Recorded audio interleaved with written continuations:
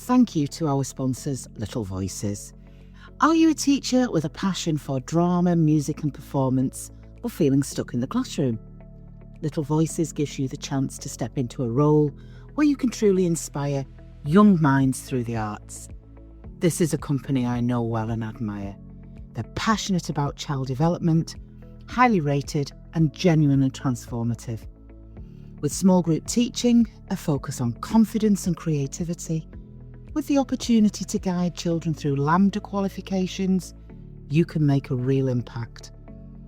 Plus, with the support of a nationwide franchise network behind you, you can run your own successful business, doing what you love while teaching in a way that truly fits your life.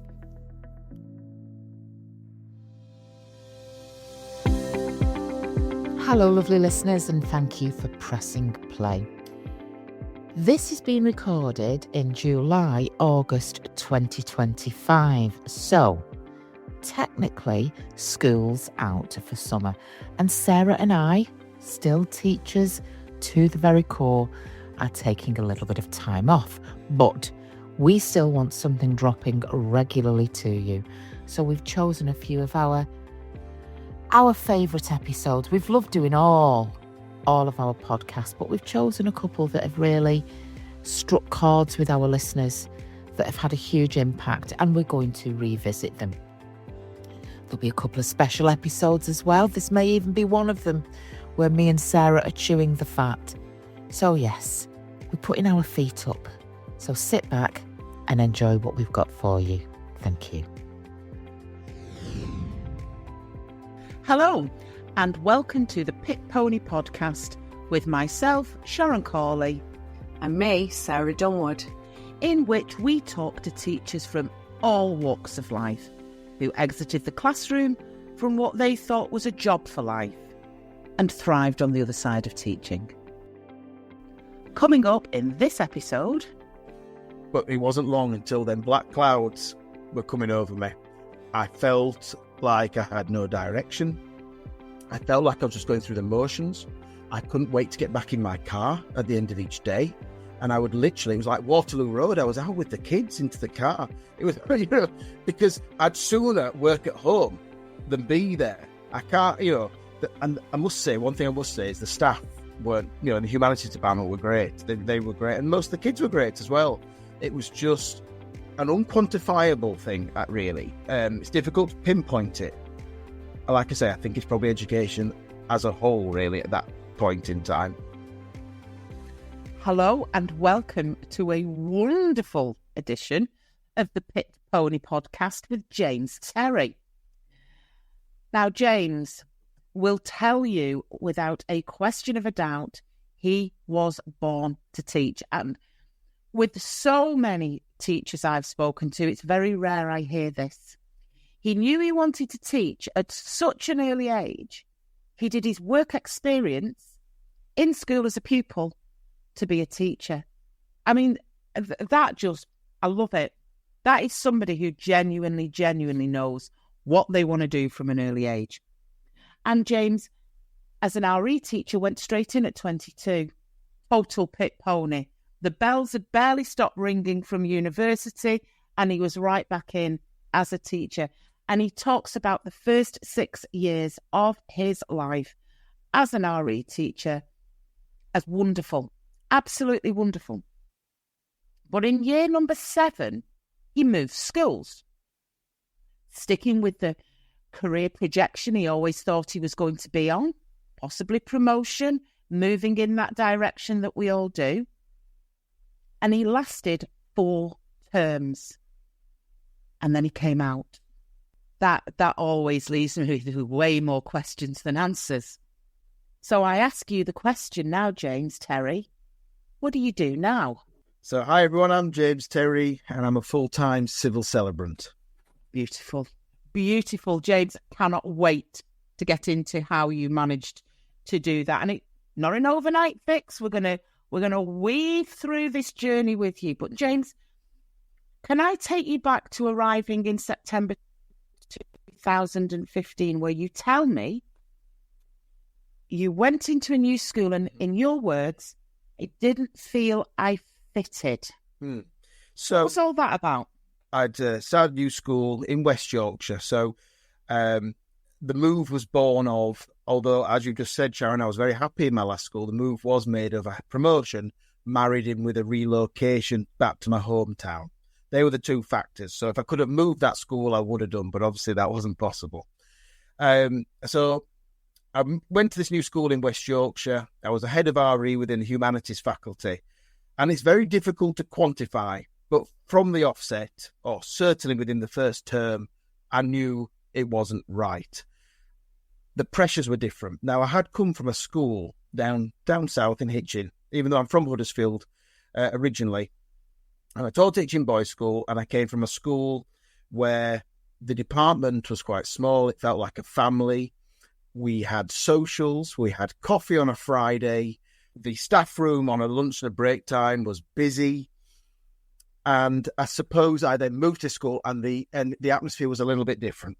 Now, and it was a school that was working from a 3 to a 2, and I could understand some of them pressures. And one of the reasons I'm not going to name that school in podcast is because I've come to realise it's not so much the school as opposed to education on the whole. I can see that now. Although Hitchin Boys School at the time was brilliant. And I think, in a way, I trained in 2008, qualified in 2009. And in a way, those 6 years that I had to 2015, perhaps I was just living the end of what you might call the glory days, really. I'm probably just at the tail end of it, and I enjoyed that. And then things obviously changed. And they probably changed everywhere. But, of course, I was living what I was living at that point in time. So I ended up at this school. I enjoyed being head department to some degree, but I ended up in a situation where a few things happened over them terms. And 4 terms. One term, I realised I was planning all the lessons and everything else for the whole department, which is not unusual for RE. But because I only had one other specialist, I had a makeup of non-specialists teaching it, and I was sharing all my planning with them. Now, the makeup of those non-specialists was largely SLT. I felt constantly observed because I was sharing everything. I couldn't just do a lesson that perhaps fulfilled something for my class. I had to share it with everybody. And that, over time, was wearing. But perhaps the most major factor happened between the first and the start of the second year. Bear in mind, I did 1 term of a second year. They did a restructure from a humanities department where they had a head of RE, head of geography, head of history, and then an overall head of humanities. They restructured, so we had a history, a geography, and a social sciences faculty. Now, by this restructure, because I already had a TLR point, I was automatically put as second in social sciences. So here I was doing everything I'd done as a head of RE, but found myself by default, without any say, being a second of subjects I don't know: health and social care, psychology and sociology. So this took its toll as well. I think it was something that perhaps it was either that or nothing, but that's what I ended up with. And I think that was possibly one of the final things. Looking back, I just thought it's just too much for me. It's not what I signed up for not so long back. There I was, and it wasn't long, really. And I would say, although I was unhappy in my first year there, I ploughed on. But it was that last term, that term 4, coming back in the September saying, come on, let's have another go at this. It's your second year. You've done it all before. You know the school.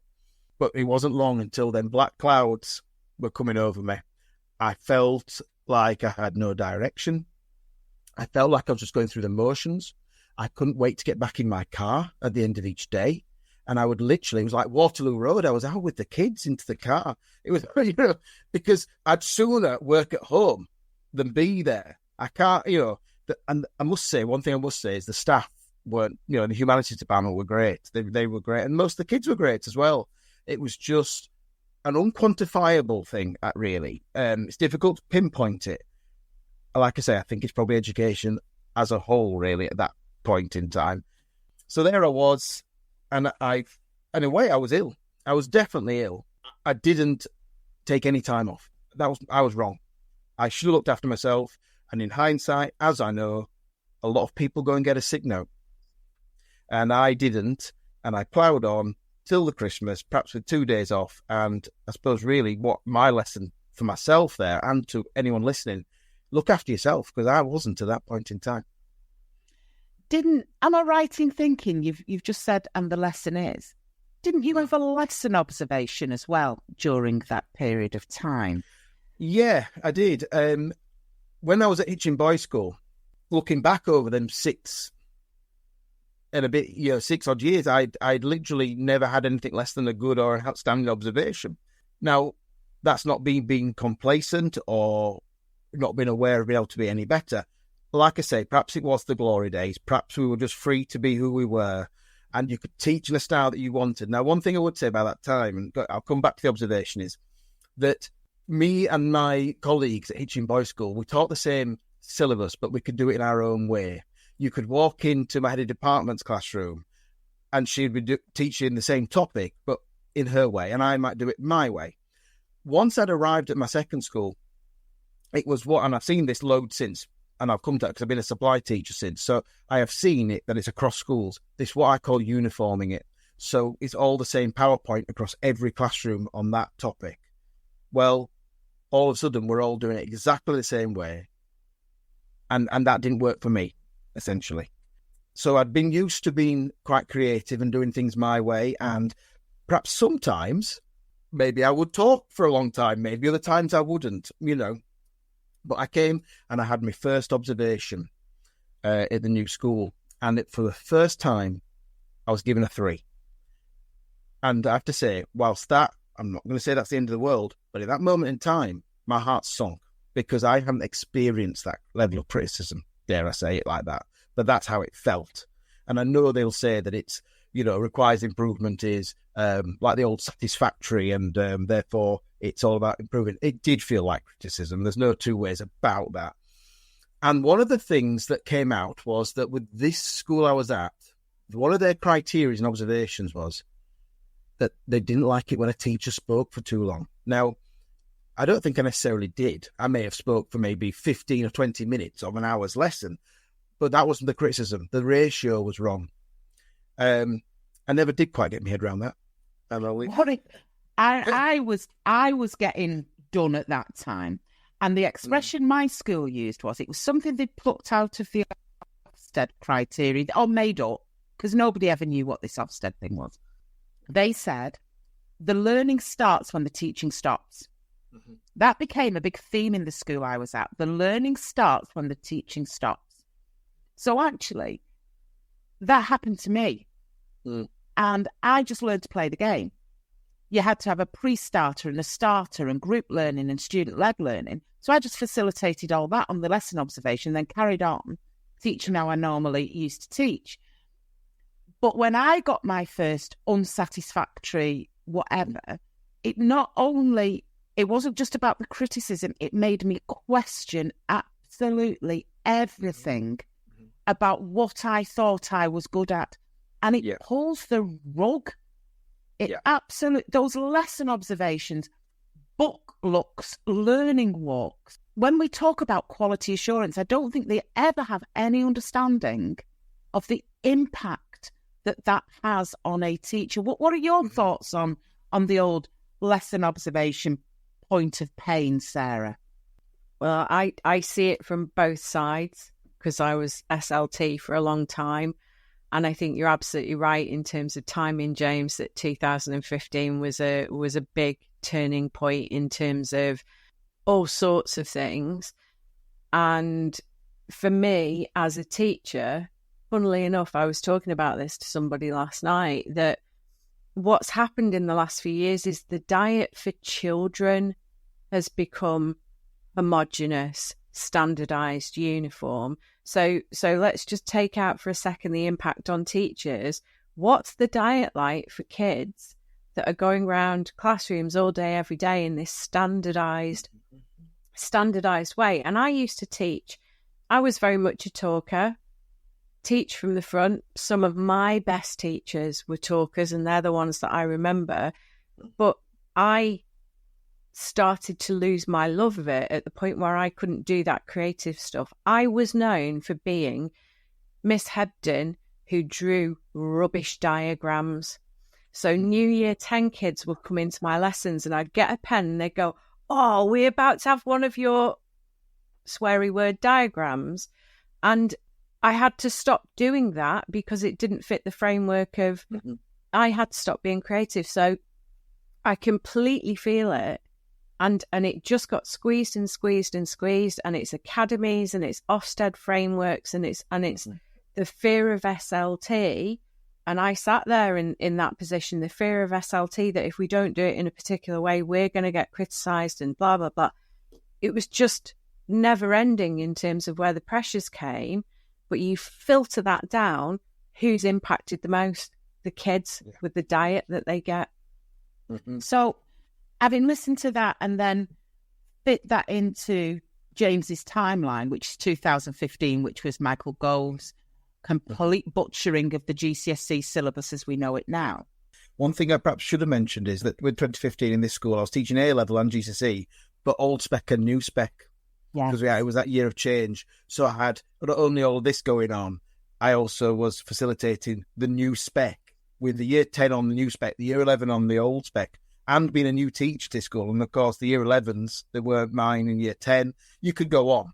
Very little support at that point, really. And I think that's what's important to bring that into that timeline. So 2015, within 4 terms, you've gone from the known to this new and stark reality. And then you resign. Yeah. You hand your notice in and you resign. James, what's the aftermath to somebody like yourself who isn't just resigning from a school they're unhappy with, but talk us through the physical and emotional impact of somebody who's going, I've got this wrong about this job. It isn't what I'm not for this job. Yeah. How did that impact you after your resignation? Yeah, so, well, it did have a profound impact, but just stepping back a little bit, you know what I felt the most profound moment was actually handing that letter on the desk of the head's PA. And I just couldn't believe that I was doing that. Actually writing that letter, handing it in to the PA. And this was, I left it as late as I could. It was October half term, essentially, the latest I could to go at the Christmas, because I toyed with every option. However, I knew that I had something on the agenda. So when the Christmas holidays came, I had a brilliant Christmas. It was just so liberating. I enjoyed it, the freedom, the thought of not having to go back. That at that point in time was epic. One thing that perhaps I should have mentioned is that there was a fantasy born during that 4th term, and the fantasy was bus driving, because I looked in my brain for anything that I could relate to look forward to. And whilst very poor pay, relatively, bus driving to me appealed to me because, well, boys with big toys perhaps, but also we had the idea that I could have a shift that had a start time and a finish time, that when I park that bus up in that depot, I'm free to go home. And that dream, that fantasy continued into the January. It was still with me. It was very much real. And in fact, my resignation letter, and I've still got it on my computer somewhere, says that I'm off to pursue a career in public transport. That's how I worded it. So off I went with this dream. Now, of course, you can't just jump in a double-decker bus and drive it. So I knew I had to train to do this. So I was going to train, and I did part my training with First Bus. And I was set to start with them, I want to say it was February or March 2017. I can't remember exactly which month. So I went on supply to bide the time. Because it's worth saying to everyone that's listening, my financial position was that I needed to work and I needed to pay them bills. I lived on my own at this point and I had a mortgage, a relatively low mortgage, but based on being a reasonable earner. And I had that mortgage, so I had a certain amount that I needed to pay. So I signed up with supply, and I'll come back to the bus driving in a moment. But that moment, that first week, that first school week in January, and the phone just didn't ring because, of course, supply, you build relationships with your agency.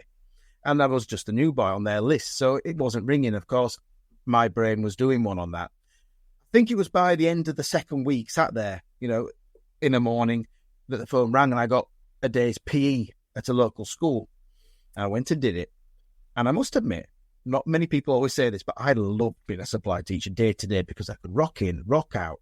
Yes, the behaviour was occasionally poor, but not my circus, for want of a better way of putting it. I just did my best on that day. I loved being a supply teacher, but the bus driving fantasy was still very much there. So off I went to First Bus. And this is where perhaps on first part there was a bit gutting about this, but actually it's the first of 2 events in my journey to celebrancy where I felt the stars aligned. This first occasion was that with First Bus, you only got 2 attempts at your practical driving test, and then you're out. But by this point, by the time they're putting you through your practical, they've done all your theory tests, which is more than your car theory, quite a bit more, and medicals and various other things like that. I'd been through all that process and passed that, but I'd failed 2 practical driving tests. So I were off. They didn't want me. At the moment in time, I remember ringing my mum. I were gutted. I were absolutely gutted because of fantasy, basically. But I now realise that was the best thing that could have ever happened to me, because had I have passed with First Bus, I would have had to have been in a contract for 2 years or paid back my training fees, which were in the region of £2,000 to £3,000. So, because it was either work for us for X amount to pay your training back, if you like, or do that. So what I ended up with was walking away with 80% of my training at their cost, because that was done. So I went and did a private test for about £500 and passed third time. That allowed me to go and be a bus driver with no ties, which was absolutely amazing because I only lasted 3 months because it wasn't for me, of course. And it had, as most people told me, they probably knew that already, but it wasn't for me. The late, the stupidly early, the stupidly late, and things like that, and relatively poor pay wasn't for me. So back I went to supply. And I actually remained a supply teacher for near on 6 years, and I'm still on the books now, actually, but I really don't do much. And bus driving, a local company picked me up that give me as and when Saturdays if I want to help them out. So I've kept both. And this is at this point that, along with exam marking as well, I've got a bit of a portfolio career going on at this point in time. Oh, I like that expression, portfolio career. I do like that one. Well, I'm going to nail you down on that, because we're talking about the things that are happening on a practical basis, the supply teaching. Talk to me about your zombie period. You talked to me about, and man after my own heart, comfort eating, piling on weight, not sleeping, chest pains. Yeah. Was that in the aftermath, James, of all of this? Was that the physical recovery from the impact? Where did that fit in? That fits in probably a bit of both, really. It certainly happened during my teaching career. And actually, even at the time, I was happy at Hitchin Boys School. I probably was piling weight on because I was happily doing 70, 80 hours a week without thinking about it, and of course, but I was happy. That was the thing. I was happy doing it because you do when you're at that point. I was, young and eager. So I did pile weight on. I did have chest pains, which in hindsight actually started when I was Hitchin Boys. But you know what? Now I'm looking back, they started after I'd accepted the job for this new job. I'd have no real reason to know what was to come unless it was some sort of subconscious sign. But I did. And I remember going to the doctors in Hitchin and they diagnosed it as asthma, which it never was. And once I'd got into the new school and I went to the doctor up in Huddersfield as opposed to down there, saying, look, this has never rectified itself. And it was always happening at night. I was getting really tight chest at night. And it was diagnosed as anxiety. And this was not the only physical ailment triggered by anxiety. During my time at my second school, I was limping for about a week. Pseudo gout is what it was called, meaning it gave me a gout-like thing in my knee, but the word pseudo attached to it, suggesting it was a mental trigger. Well, that's the figure. So, yeah, I was starting to get physical ailments based on essentially my mental health. At the time, of course, not fully realising what that meant. But in hindsight, looking back now, it was definitely anxious. I definitely wasn't looking after myself. And the zombie part was really I suppose between the build up to making the decision to leave and actually leaving, that was a very weird time. I just felt like I was just there. I was just doing I was pretending. I was acting for the kids, but I could walk into perhaps the humanities office and someone would say, "Are you all right, James?" And I didn't realise that how outwardly that was showing. But I felt like I was just walking around like a bit of a zombie. People would, I look back now, actually, and one thing I think I said to you, Sharon, the other day, I look back now and I look at my teaching career, and from 2009 to 2015 at Hitchin Boys School, I'm not going to say I can name every child I ever taught or anything like that, but I can put loads of faces in different groups, what we did, where we went, what school trip I arranged, all of this.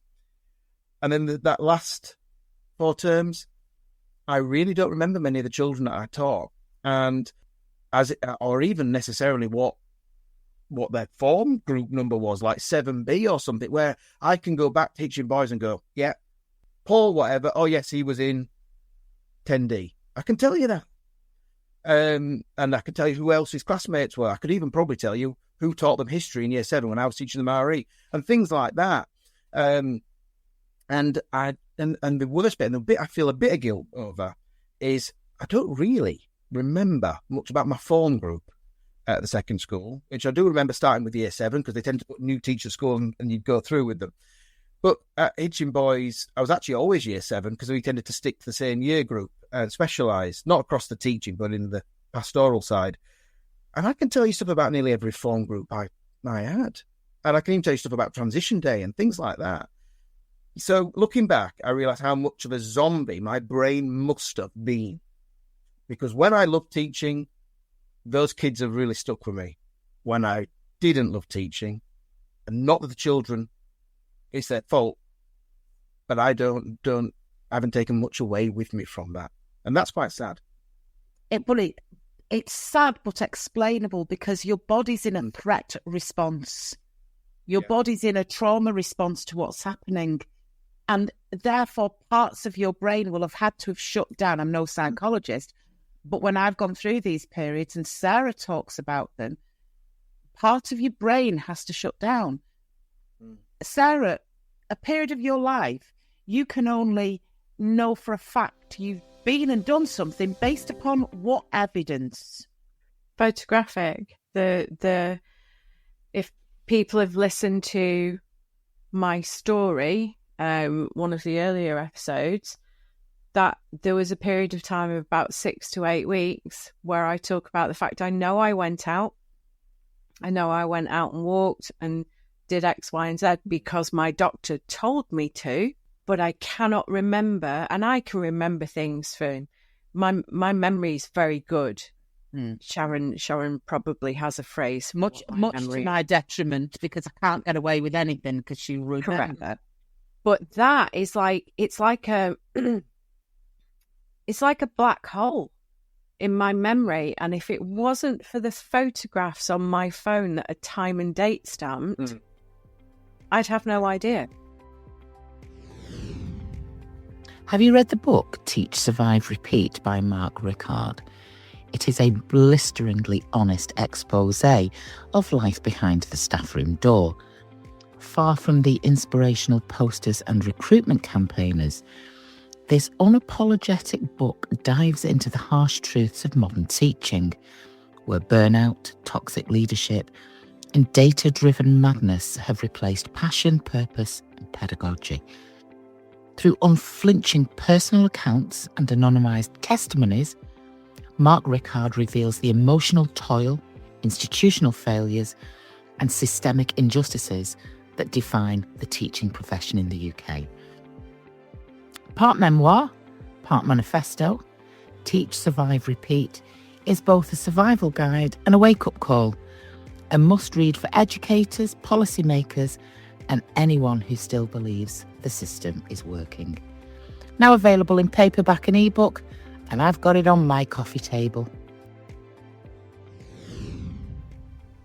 I think going what you just said there, Sarah, I can relate to. I think possibly I didn't quite get to quite that level, probably because the longevity of what I'm talking about, I suppose, because my reaction was to resign and go.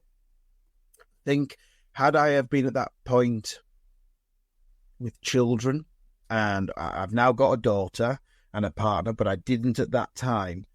And because my mortgage was quite low and I'd sussed out that supply teaching could pay and bus driving could pay, I kind of went quite quickly. But I think if I'd have been in a different financial position and felt more trapped, if I'd have been there any longer, that's where I was going to go. So I know what I'm describing about not necessarily that class has been blurred. I think that's the start of that. I think that's where it was going to go. And I didn't. I think that's very reflective, very sensible to look at it like that. Because I should imagine the school in Hitchin, you could tell me every classroom, what colour it was, what the room number was. Yeah. It's almost like a disassociation. And what you've talked about there is very, very common. And those listeners who will have done episode after episode will be picking out all of these commonalities.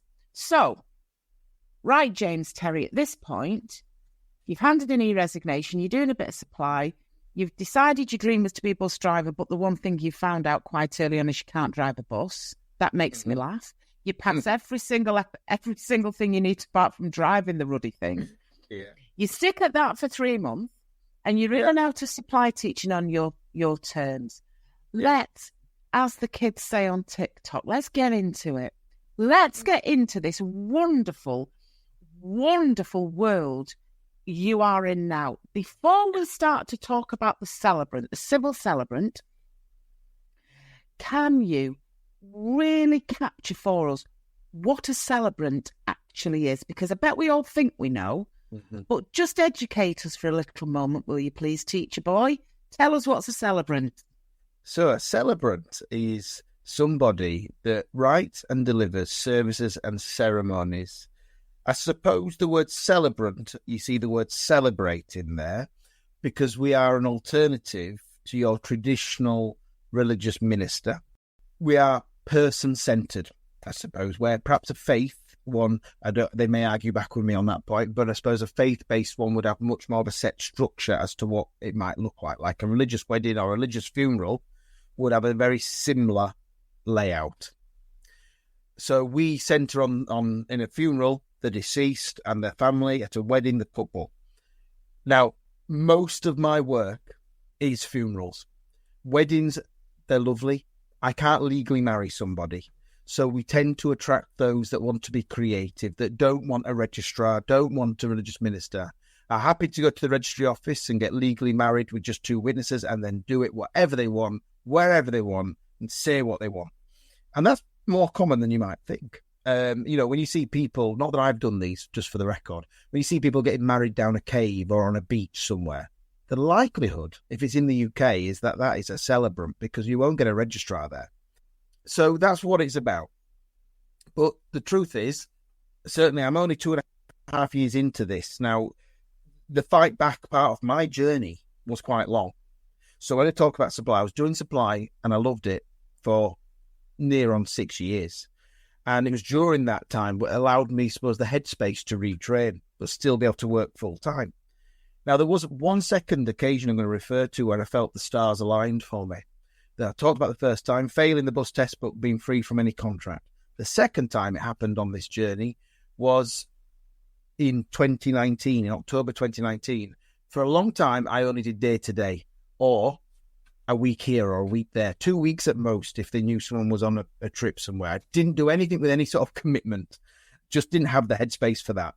But for one reason or another, my agency sort of twisted my arm to do a long-term maternity cover. I say long, I think it was a term and a half, but it was long in my mind to what I was going to do. So, and I agreed to it, to be to do this RE post 4 days a week.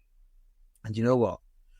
Thank the Lord I did, because lockdowns came in 2020 and I was furloughed from the agency based on the average of the earnings prior to it. So what I'd ended up with there is being absolutely furloughed from the agency because the school didn't need me, and I'd got to what they call, and those of you out there on supply will know the term AWR, I'd gone on to parity pay. So essentially I was earning supply money.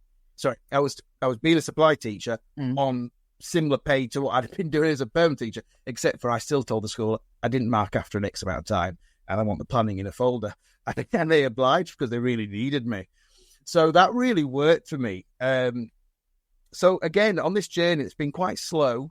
There's been a lot of no man land. I think that's fair to say. I've been in these areas where perhaps celebrancy wasn't on the agenda really in 2019 even. Bear in mind, I'd left permanent teaching end of 2016. There was quite a time when I was just portfolio career, doing my own thing, earning enough.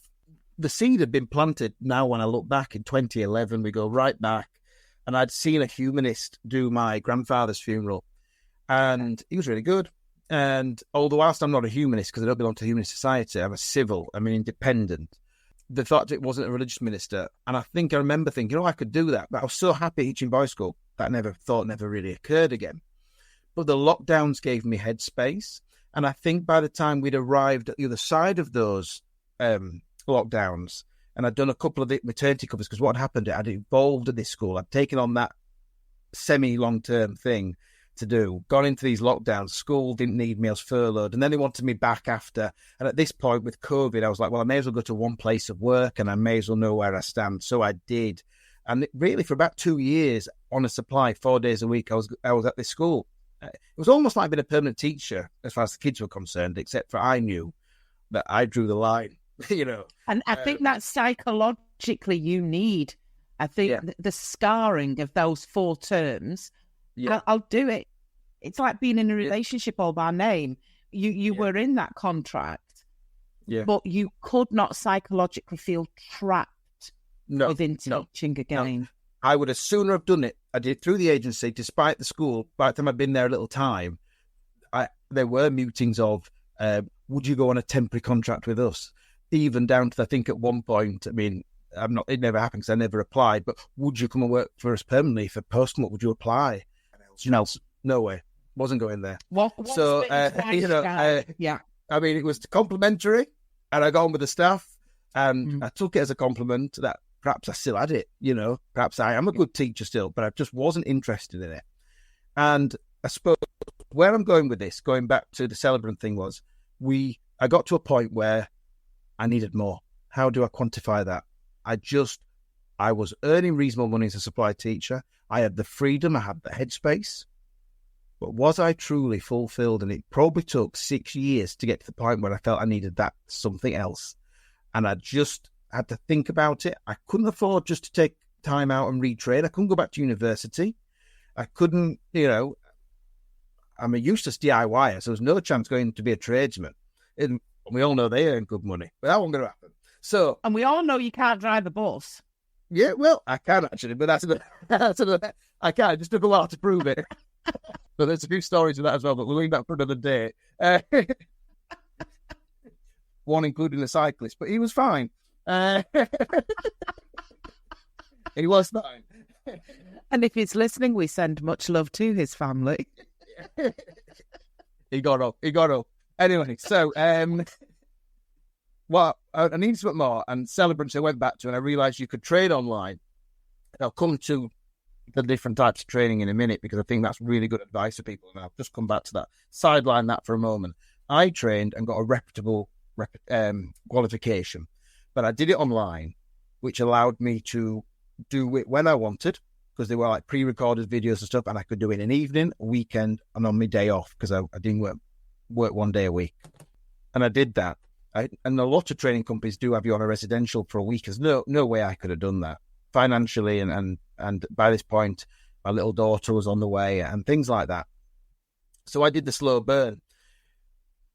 And I actually got the full training and qualification out of the way before I even put myself out there. So really, by the time I'm actually being an active celebrant, looking for that first job, if you like, because one thing that is true of all of my jobs here, as a bus driver now, I'm working casually for a local company. I'm a supply teacher, and I've been marking exams for AQA as well. I don't know if I mentioned it earlier, but I was. I'm entirely in the gig economy here, and the celebrancy is no different. So this portfolio career was building, and I thought the celebrancy would just be part of that gig economy, in the sense that I would have a week where 1 week I might do 2 funerals, 2 days supply, and bus drive on a Saturday. That, at the time, we were like, oh, that's a dream. Look at that. But for whatever reason, and I'm not one for blowing my own trumpet, I took off like no tomorrow in my celebrancy. Now, that's not necessarily true of everyone, and therefore, as I said to Sharon the other day, I won't be sat here upselling celebrancy in any sort of fake way, because the realistic nature of it is really hard to crack. I had a massive dollop of luck, and where that luck came from, I'll never know. But I got going quite quickly, so I did my first service in May 2022. I did 1 funeral that month. I did 3 in the June 2022. I did 8 in the July 2022. And then I fluctuated a little bit. And then December 2022 arrived, winter. And, you don't have to be a mad scientist to realise that the death rates are higher in winter. And it was the first time perhaps the demand was there. My reputation had been built with a few funeral directors. And I did 13 funerals that month. And let's put it this way, since January 2023 through to now, into the back end of 2024, I've never done less than 14 a month. So I'm truly full-time. And as to how that happened, very hard to quantify. It's very hard for me to give top tips on it. But I love it. I get a lot from it. And I am, in many ways, after an 8-year journey, both mentally, in the sense of rewards, and also financial earnings, pretty much where I would have been as a UPS teacher plus TLR point.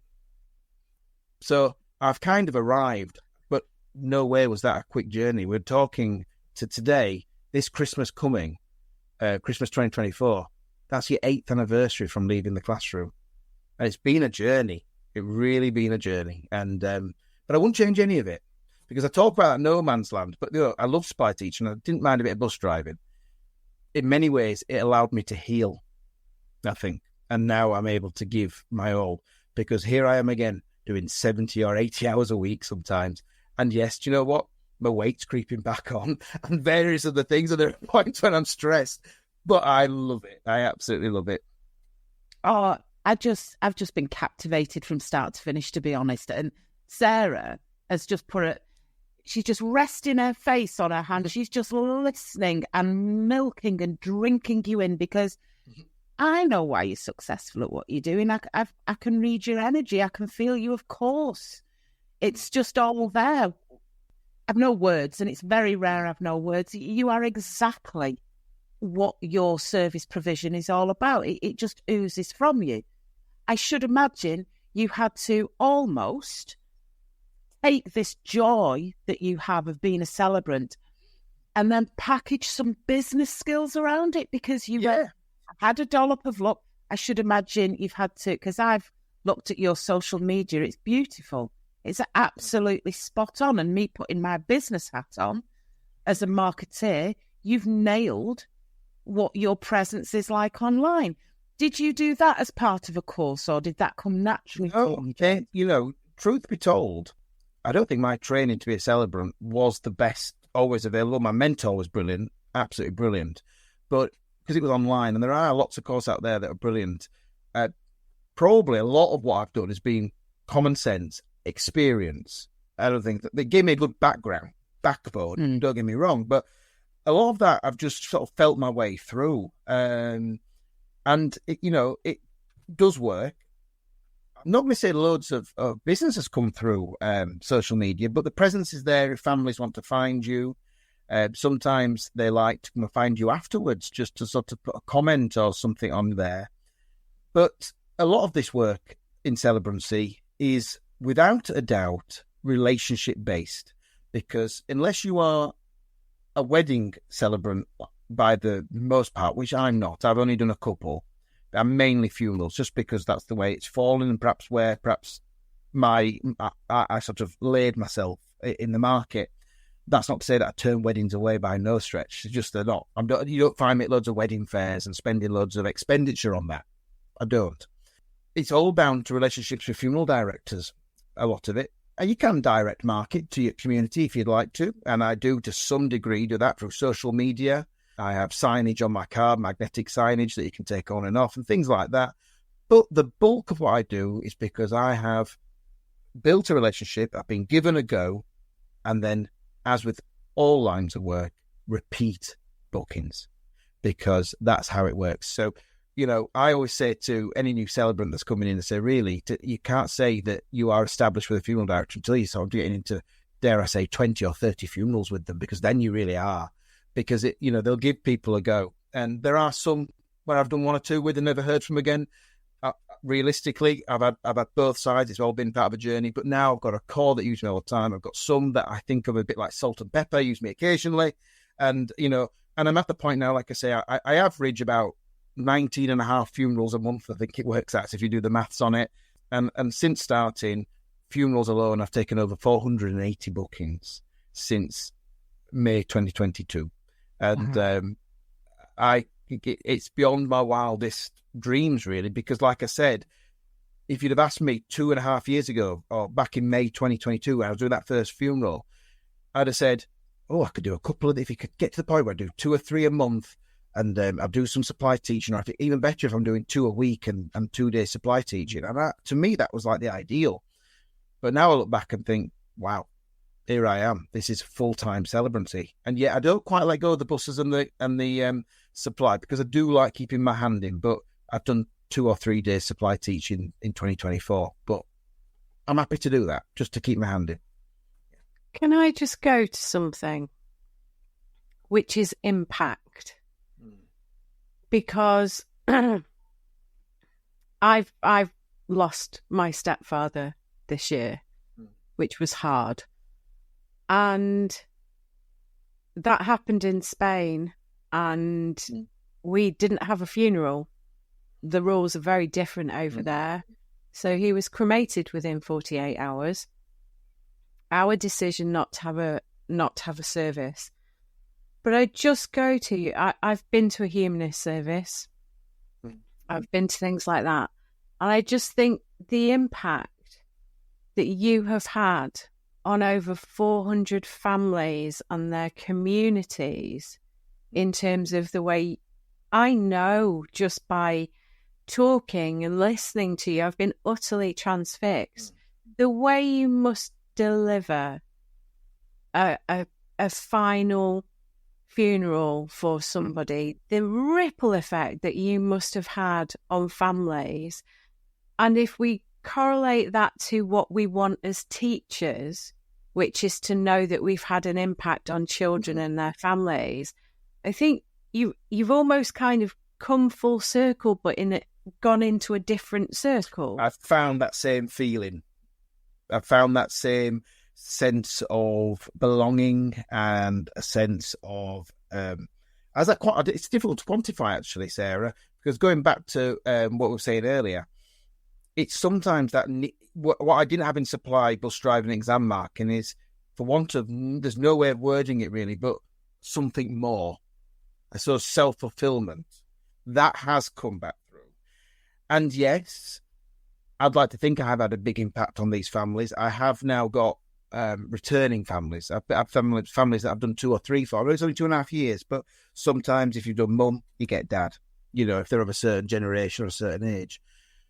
I've had a whole wide range of things, and when you start off in this business, you do start perhaps with funeral directors trusting you with, a handful of, trying to put this in the politest way possible, maybe your older generation, you sort of perhaps the sort of most common funeral, more expected. Yeah. 90-year-old lady being in a care home, that kind of scenario. There's not that they're equally important, but when you go on and you build this reputation and you show what you're worth and what you can do and the difference you can make, I'm getting a higher proportion now of what I call tragic ones. People have taken their own lives. People have died young of cancer. Sometimes very difficult ones, like I've done, and I don't mind sharing on here because I'm not naming names, but I've been asked to do a sex offenders where there's nobody present, but they still need a dignified send-off, and you end up with just a social worker and possibly a solicitor sat there. And it evolves, and you get these real challenges as you go along. Only a couple of weeks ago, without going into details, I think a lot of people will have seen a tragic one in the news about a mum and 3 children in a house fire, and I took that funeral, and that was one of the most hardest ones I've ever done. And I came away from that, and I sat in my car, And I took the deepest breath and went, how on earth have you done that? But I did. And that, and you a bit like with teaching, there are bits of teaching when, when you get told a horrible safeguarding story or something like that, and it really, really takes you on a personal level. Well, some of these funerals do that. I mean, you take something from a wall, you do, but there's different levels of acceptance with it. And even though there you are performing, in a way, you are voice of that family, and you have written something that is a tribute, that is respectful, and you are holding that together, there are some that just really can just break you. Yeah. I'm just so, I can't even begin to describe to you what I know that Sharon is feeling and I am, but to listen to you talk with such compassion and care about something which for most is the most difficult point in people's lives. I'm in awe of you. Genuinely. I don't take any of it for granted because I love this job. And a lot of people ask you, and it's a question that's asked almost daily, certainly weekly. Oh, I can do that. How do you do that? And I think the truth is it's distance, because they're not my relatives. And I think there has to be a bit of that, because while some celebrants will say, I can do my mum's funeral, or I spoke at my auntie's, or whatever, I don't think I could. And there's nothing wrong with that. People are different. And so for me, I know that the reason I can do this on a daily basis, it's all about that sort of care and compassion, but enough distance to be able to hold it together. Now, the one I've just mentioned is a whole different scenario. That luckily, but they're not even a 5-yearly occurrence. The bulk of what I do is, one person hopefully has had a great life on the whole, and it is a celebration of their life. And the bulk of it is that. I think that's fair to say. But you will get these little ones where you really are tested emotionally, physically, and actually just as a wordsmith. Where do I start with that pen on that paper? Wow. I'm going to take you back to that boy who knew what he wanted to do when he was at school. And I'm going to take a job title out of it. He thought he wanted to be a teacher. Actually, what he wanted to do was impact people's lives. He wanted to be compassionate and he wanted to make a difference. And I know that's an overused expression, but you just got the job title wrong, pal. That's all. Because what you have outlined is, if I have ever spent time in somebody's company who has had a purpose and a vocation, it is you, my friend. And I am thoroughly humbled to have spent time with you today. Really, really humbled and in the true sense of the word, in awe. And it now brings me to the point where I ask you, with this whole quest and journey that you've been on, tell us about a sliding doors moment in James Terry's life. Tell us about a moment in your life, James, please, that would not have happened had you not have gone into that PA's room and put that resignation on her desk. It's difficult to put one, but perhaps the main one happened just last weekend when I was runner-up in a national award at the Association of Independent Celebrants, and I was runner-up in Outstanding Funeral Celebrant category. Now, I had, in all fairness, put my name out there on social media and stuff to gain some nominations, because if you didn't, nobody would know it was happening. But I thought I'd get a few nice words, and then I ended up as a finalist, top 5, and I thought, wow, that's way beyond what you've ever dreamt of. I mean, for one, it gave me a nice little logo I could put on my emails and stuff like that. But wow, finalist, And I sat there, and I sat in this awards dinner, and there was representatives from different organisations and professional bodies, particularly from the funeral industry, like funeral directors, professional bodies and things like that, with their chains, the presidents with their chains around their necks and things like that. And first off, there's a media company that run all the music and things in crematoriums called Obitus. And they did a little draw where you had to write down an idea for a new theme to be projected on the slides and things in crematoriums. And you won a £50 Amazon voucher. Well, first off, I put motorsport. Well, I got pulled out. So I won the £50 Amazon voucher. So I'm sat there thinking, oh, okay, that's enough for tonight. And then they did a raffle. And my name got pulled out and I got a bottle of whiskey. I thought, oh, God, this is like, I don't even play the lottery here. I don't know what's happening. And then, of course, we went through and they'd got onto the awards and they went through. First off there was 3 categories. One was for wedding and family celebrant. Then it was the outstanding funeral celebrant. And then eventually it was one about contribution to celebrancy, which is like an overall, I suppose that's like the pinnacle one. You know, there's no way I was in that category because I've not been doing it long enough. So they did the wedding one, runner-up, well-deserved, winner, well-deserved. Then we got on to the outstanding one, and they read, what they were doing for each one was reading a quote of something somebody had said as a nomination, and they read that one. Of course, I'm thinking, be anybody really, you know, that's doing this, that cares, and is good at it. And then they said, you know, runner-up in the outstanding funeral category, outstanding celebrant, funeral celebrant, James Terry. Well, there I was up for a 3rd time, but this one, I couldn't believe it because I never in a million years thought I'd ever win, let alone be a finalist, let alone win. So actually to become runner-up, 2nd place, and to an amazing woman called Kate Moran, who runs her own chapel and does amazing work with children's hospices. I was absolutely flabbergasted, you know. So that was a sense of, it was a mixture really of, in that moment, and the way I worded it to my family and friends, and I think on a Facebook post on my personal and professional page, it was like a mixture of pride, achievement, and imposter syndrome all in one moment. Because how was this me? You know, yes, okay, it was all within our own circle. It's not like a nationally recognised, not everyone's going to know what that meant. But for me, I was like, I can simply say I'm the 2nd runner-up in an outstanding funeral celebrant award. Yes, you can. 2.5 years in, here I am. And I thought, I'll take that any day of the week. I cannot wait to see where the next epoch of your journey takes you. And I just want to say the fact the imposter syndrome kicked in just says so much more about you and how humble you are. And what an amazing time we've spent in your company, James. So on behalf of Sarah, myself and the listeners, I just want to say, James Terry, thank you for a memorable Pit Pony episode.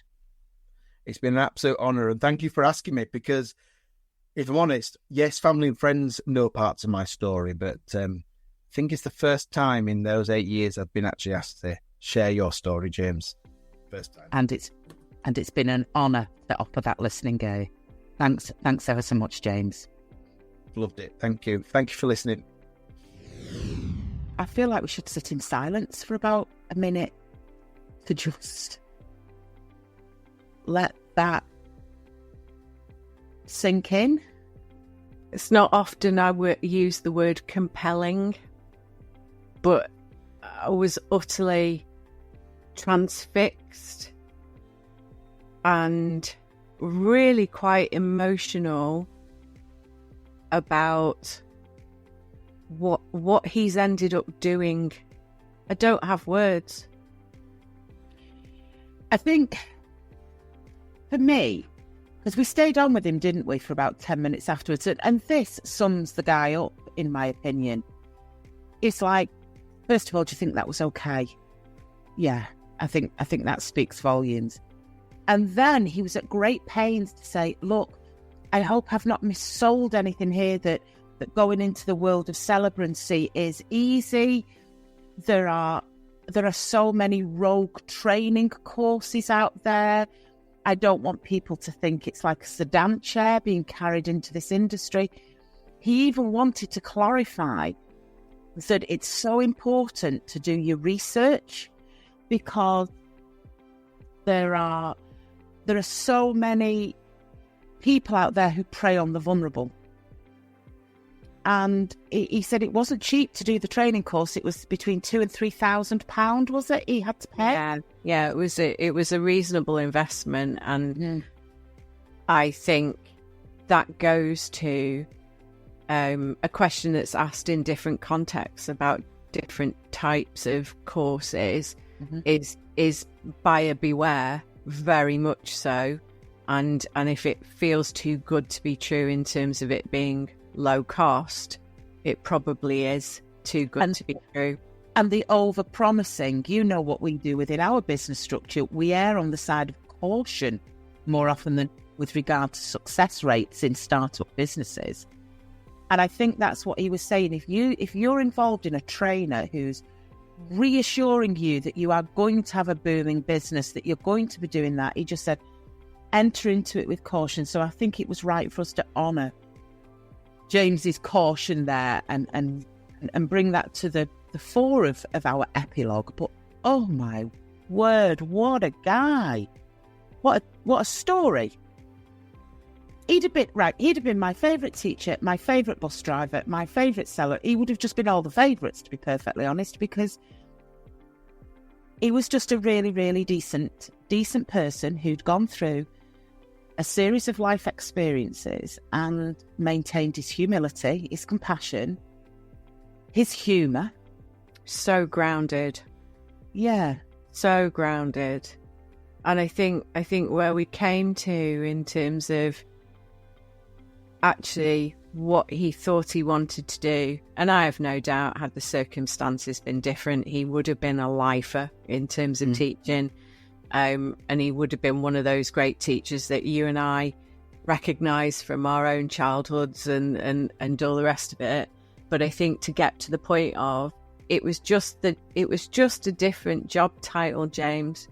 You're having the impact, you're doing what you wanted to do, just in a different place. And I think that's magic. I think what was interesting for me, grounded, he's sorted himself out and everything. But the one time I saw him change and met with resistance from him and saw a vulnerability was the thought of being contracted back into a school.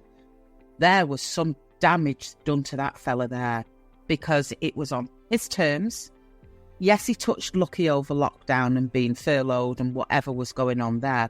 But his absolute hard no was, I am not putting myself back into an environment, locking myself in again. Now that tells you something with somebody who only experienced something for 4 terms. It must have impacted him massively.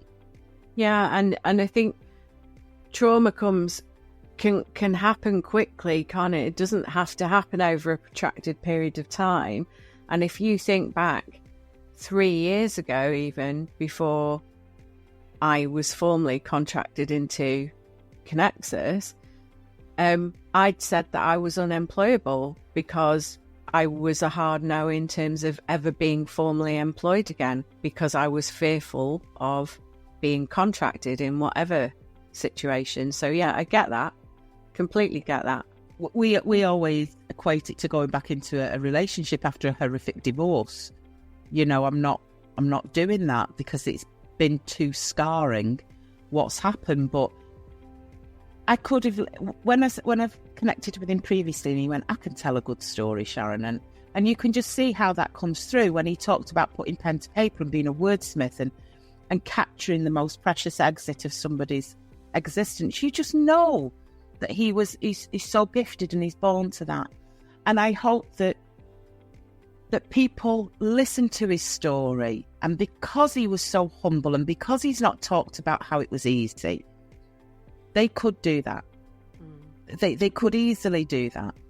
I think it's important to note as well that not only did he talk about with us afterwards about the training courses and all the rest of it, that he made a very generous offer that if anybody wanted to follow up with him, that they could get in touch. So James's links will be on the episode notes as well. So he's a great guy, very, very supportive of other people, and if it is something that's of interest to people, then I would encourage you to reach out to him, because he will give you his time willingly. Oh, and just imagine, right, if he ends up doing that, you know, that third category of the award, outstanding contribution to the wider world of it, let's get him in that first category. Oh, and where I thought you were going was maybe he could be the celebrant for the first life after teaching wedding. Well, there is that. I'd got something slightly different in mind. But what an amazing episode that has all left us a little bit reflective and comforted that there are still great people out there who can make a difference, even if it is in a life outside of teaching. Thanks again, my friend. Okie dokie. I'll see you on the other side. See you later. Thanks for staying with us during another great episode of the Pit Pony podcast. And on behalf of myself, Sarah Dunwood, Mike Roberts at Making Digital Real, we wish you all the very best and we'll see you soon. If you wish to contact me directly for a support session or a clarity call for your next steps, please find my link in the comments below. See you soon.